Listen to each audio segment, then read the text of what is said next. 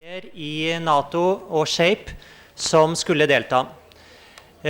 Bob Dean rundt 70 år gammel, og helt til for en uke siden var det klart at han kom, men han ble dårlig og riktig nok forbigående, mener hans kone, men, og hun lover han kommer til neste år hvis hun laver noe tilsvarende.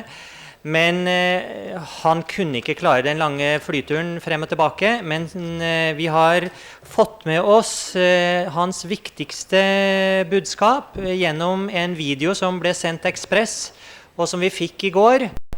Så vi skal vise det aller viktigste, og fortelle hans historie som NATO-offiser, og den går ut på hva han har opplevd med den høyeste klassifisering av sikkerhet i NATO-systemet, og hva han der opplevde. Vi viser da en 20 minutters video, og etter det så blir vi sittende for å så introdusere Stephen Greer etterpå. Da vi klart til å starte med Bob Dean fra USA. To have above top secret clearance with the Army. And when I got to SHAPE, I was given a cosmic top secret clearance, which is the highest that NATO has, was and still is, a cosmic top secret clearance. And as a result of having that clearance, I was assigned to the Operations Division at SHAPE headquarters, a place we call SHOC, the Supreme Headquarters Operations Center.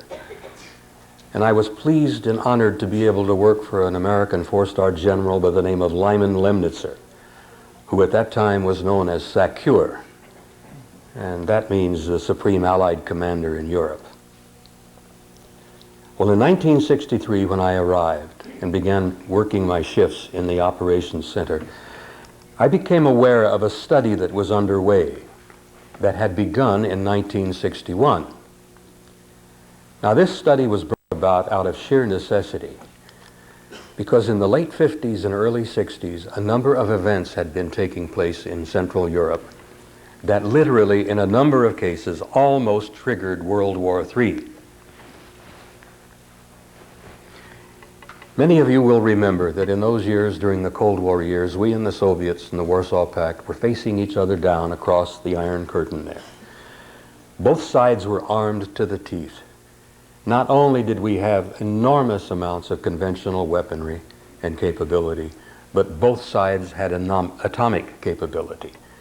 And literally our fingers on both sides, the Warsaw Pact and NATO, were just poised above the buttons.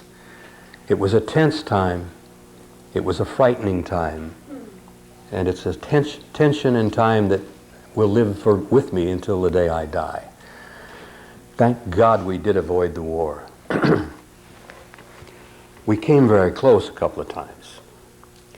Interestingly enough, in the late 50s and early 60s, events began to occur where large numbers of large circular metallic disc-shaped objects flying in formation would come out of the Soviet zone, out of the east, over the Warsaw Pact area, flying over Central Europe, Germany, France, the English Channel, and usually turning north over the English Channel and the southern coast of England.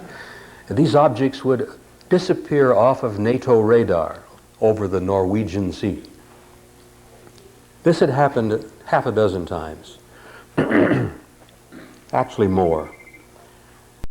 The objects were at extremely high altitude, they were very large, and they were flying very fast.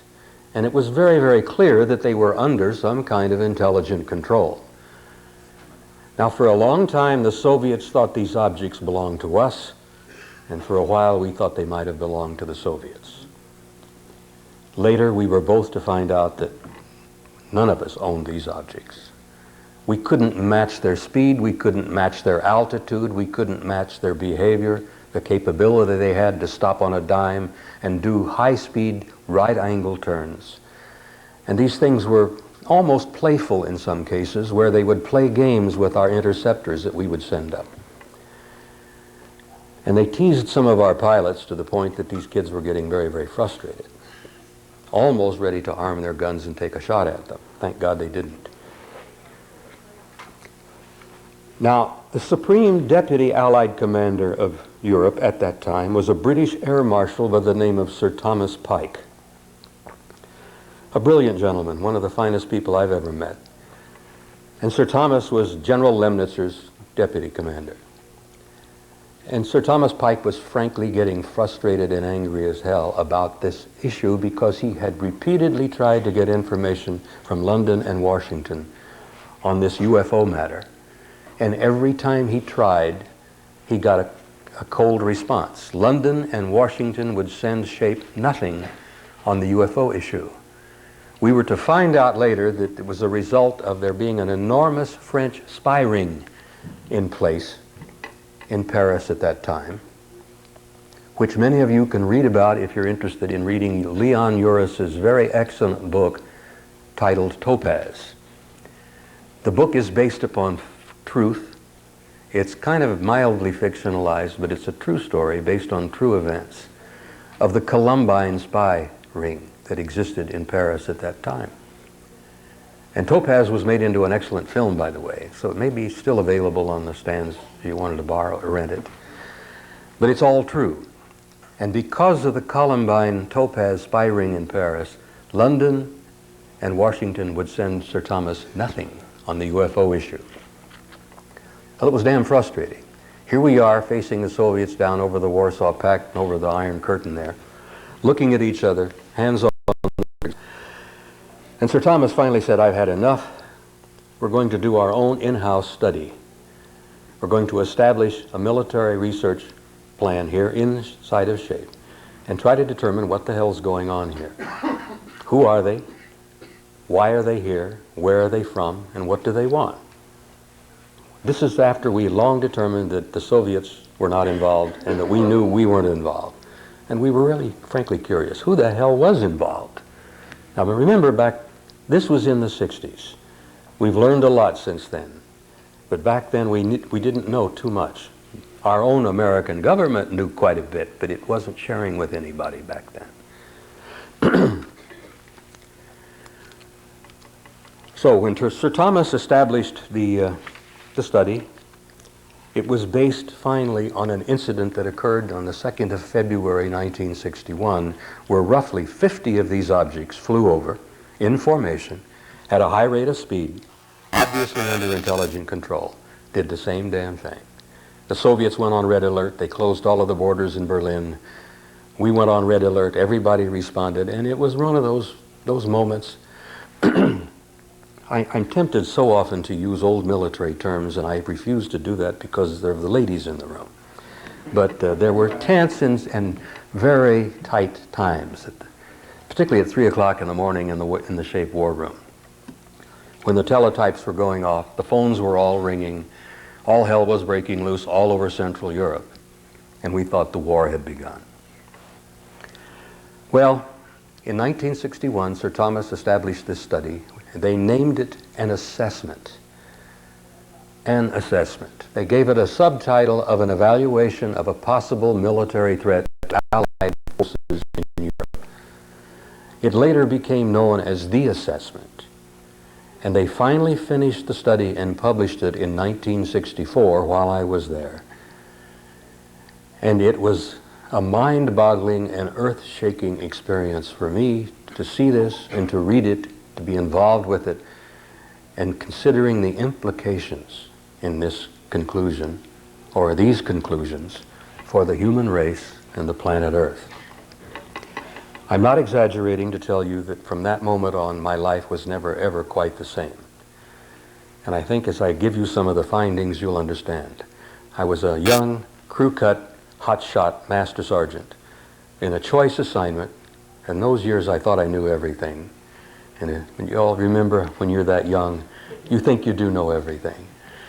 And when I got a hold of this thing, and I got a chance to read it, I couldn't put it down. I literally could not walk away from it, because every time I was on duty in shock, I would get out of bed and read it and study it and damn near memorize it. And Only by the grace of God did I avoid going to jail, because once or twice I was even tempted to make some copies and take them with me. And I'm glad I didn't do that, because if I had, I would now be serving time in Fort Leavenworth at the Army Disciplinary Barracks. But I did read it, I did memorize portions of it, and I did make some notes. And I want to share with you this afternoon some of the conclusions of this SHAPE study, which took 3 years, an enormous amount of money. It involved some of the finest minds in Europe. They had gone to scholars, Oxford, Cambridge, the Sorbonne. They'd gone to the finest universities in Denmark, Italy, Germany. They'd gone to Tübingen University, which has an ancient reputation for excellence in theological studies. And this document, which was finally published in 15 copies only, at a cosmic top-secret clearance level, had the final conclusions here. Let me share with you. The document was roughly an inch and a half thick, about 265 pages. The document was supported by approximately 8 inches of what we call annexes or appendices. There were 10 of those annexes, appendices, supporting this document. There was one on radar and electromagnetic effects. There was an annex on optical and light analysis. There was an annex on photographic and holographic analysis. There was one on historical research and evidence. An annex on metallurgical and technical analysis.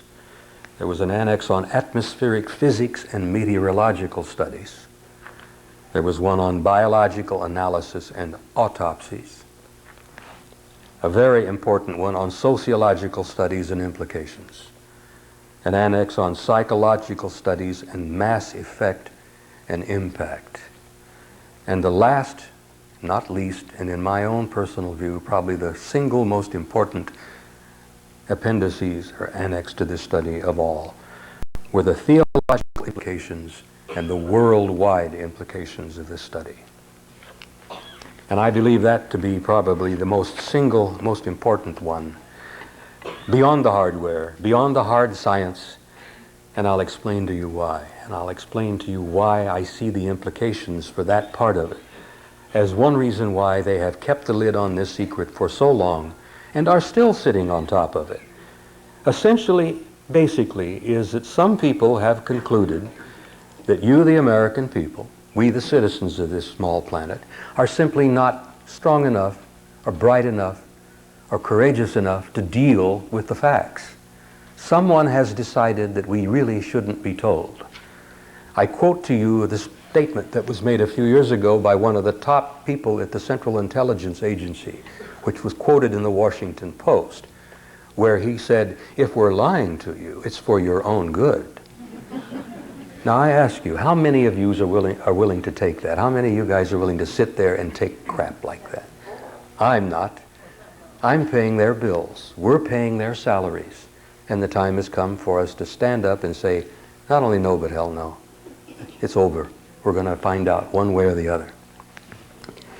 Now, what did this 3-year study and all of the money and all of this investigation and all of this research really lead to? When they published it in 1964, I said there was only 15 copies. Copy number 1 went to the Secretary General of NATO. Copy number 2 went to General Lyman Lemnitzer, who was the Supreme Allied Commander. Copy number 3 was assigned to the Shock Operations Center, and that's the one I got a chance to read over and over and over again. The other copies were distributed throughout the military headquarters to major military commanders from the various nations. There were copies in French and German and in English. But what was this document that stirred so much up there in SHAPE in 1964? Let me tell you basically what the major conclusions were. Number 1, and this is a real grabber. The planet Earth, and apparently the entire human race, is and has been the subject of an extensive, intensive, and massive survey and examination by several, remember, several, extraterrestrial high-technology civilizations. And this survey has been extremely thorough and detailed. That almost blows you out of your chair right there. Number two, these civilizations have demonstrated not only high intelligence, but an extremely advanced technology that may possibly be hundreds, if not thousands of years beyond our own. Evidence collected and studied by this report indicates that there is apparently some kind of a process or a plan unfolding. They, whoever they are, continually demonstrate that the development of some kind of program is underway. And over the last 40 years, you can see this developing. You can see this process taking place. It's very clear for those of us who spent most of our lives looking at it. Evidence in this report leads to the conclusion that this survey or program has been going on for a very long time, possibly several thousand years. My personal view is it's been going on a lot longer than that, and I'll explain to you why I feel that. Military intelligence analysis have concluded there did not appear to be a major military threat involved. The conclusions seem to indicate that if they were either malevolent or hostile, that there was absolutely nothing that we could do at that time. And I have to tell you very honestly, there's absolutely nothing we can do at this time. SHAPE and NATO policy dictates that an ongoing study continues by the various military committees and that as many resources as possible by the major powers be committed to this matter. The entire subject is considered to be of the highest importance and extremely sensitive, and that this committee recommends that the highest level of classification be placed upon this matter, if approved by SECURE, to be above top secret, above cosmic top secret, which is what they did.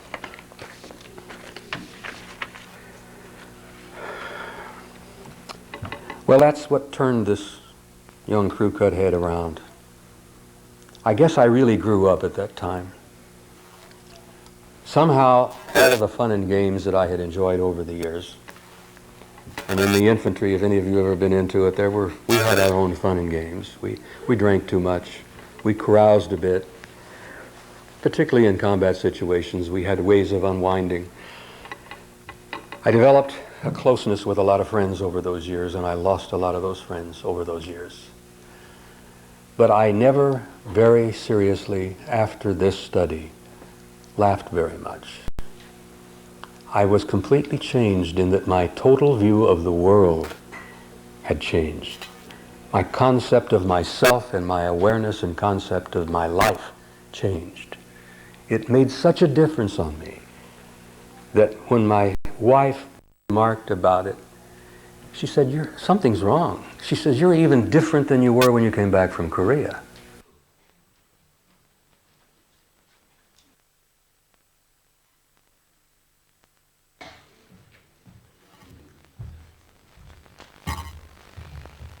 Det var bidraget fra Bob Dean.